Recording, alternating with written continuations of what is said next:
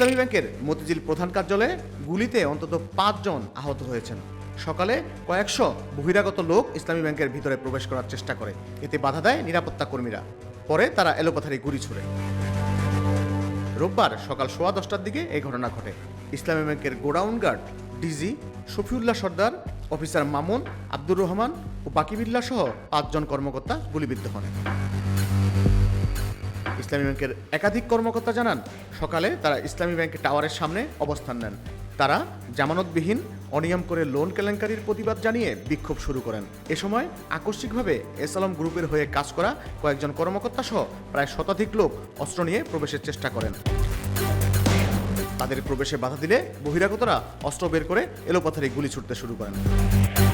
এ সময় 5 কর্মকর্তা আহত হন, তাদের মধ্যে 3 জনের অবস্থা খুবই গুরুতর।